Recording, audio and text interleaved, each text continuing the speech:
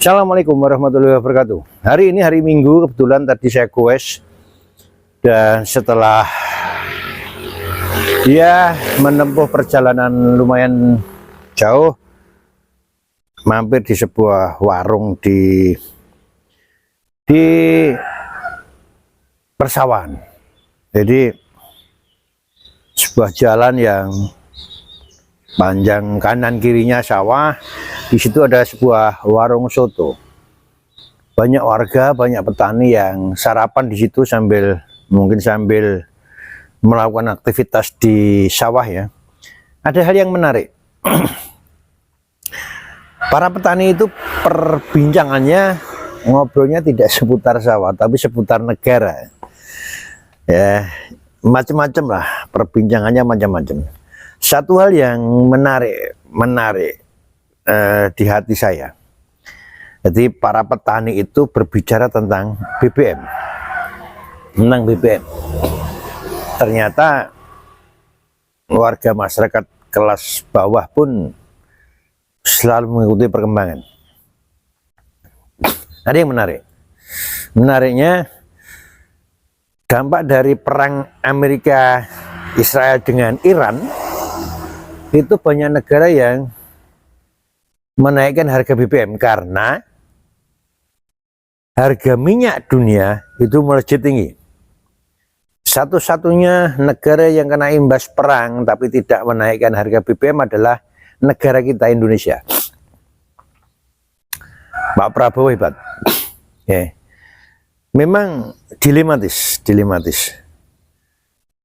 Tidak dinaikkan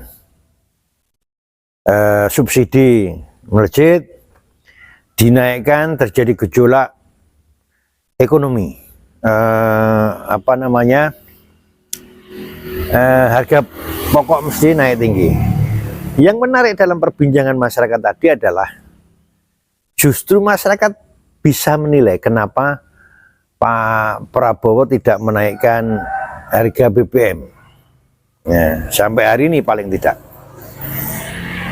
Jadi ada prediksi dari masyarakat, ini masyarakat kecil bro, para petani.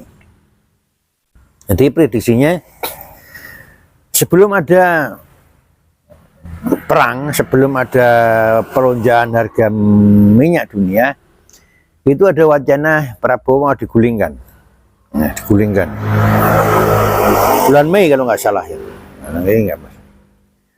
Jadi ada tokoh-tokoh nasional, ada mantan jenderal yang berupaya untuk bukan memajukan, tapi ingin kudeta.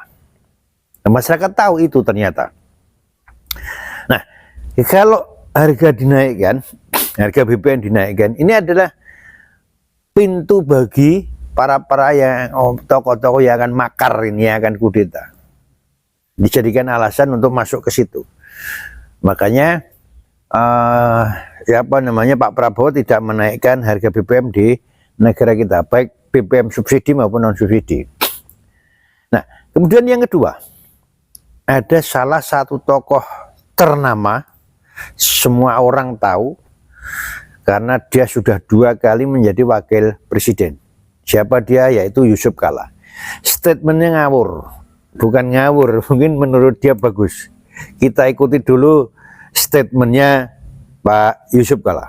Bahan bakar minyak yang sekarang ini mengalami masalah kenaikan harga akibat perang di Timur Tengah itu. Maka untuk mengatasi itu, jalan yang pertama yang baik kita laksanakan, harus kita laksanakan, ialah menyelesaikan harganya sesuai dengan harga internasional itu. Karena ada 2 hal. Dengan menaikkan harganya, maka subsidi kita berkurang, sehingga fiskal kita tidak terbebani terlalu besar. Kedua, justru kalau kita naikkan harganya, maka pemakaian BBM akan berkurang. Orang akan menghemat. Dan ketiga, yang memakai BBM itu yang punya mobil dan motor dan tentu lainnya. Bagi yang punya mobil tentu mampu untuk membeli dengan harga yang motor tentu menghemat, jangan banyak bepergian. Pengalaman di negara-negara ASEAN seperti Thailand, Malaysia, Vietnam menaikkan itu tidak ada reaksi demo di masyarakat karena masyarakat memahami bahwa itu bukan faktor, ini faktor eksternal yang tidak bisa ditunda, faktor eksternal yang tidak bisa diatasi oleh pemerintah. Jadi untuk ke stabilitas ekonomi kita, itu langkah itu harus menjadi pertimbangan. Justru pertama untuk mengurangi subsidi, dan yang kedua justru untuk mengurangi penggunaan BBM itu. Karena kalau BBM murah, orang akan bepergian seenaknya. Orang memakai seenaknya kalau BBM murah seperti sekarang ini. Akibatnya kita alami kemacetan di mana-mana. Akibat orang pemakaian dengan murah gitu. Nah, ini aneh. Pak Yusuf Kalla di video tadi menginginkan, berharap dan memberi masukan harga BBM itu harus dinaikkan. Ya, harga BBM dinaikkan dengan berbagai alasan agar subsidi tidak membengkak, ya. Dan harga BBM kalau dinaikkan ini kan yang beli BBM itu kan yang punya mobil dan sepeda motor. Pak JK, mohon maaf, di negara kita sudah tidak ada yang tidak punya kendaraan, Pak. Semuanya punya sepeda motor. Sedangkan mobil juga banyak yang punya. Tidak sekedar itu. Dan menurut saya, menurut masyarakat yang tadi di warung, saya sepaham dengan mereka. Kalau yang berbicara tentang usulan menaikkan harga BBM itu Pak Purbaya, Sri Mulyani, tokoh-tokoh ekonomi lah, itu mereka memaklumi, karena ini yang berbicara adalah Pak Yusuf Kalla.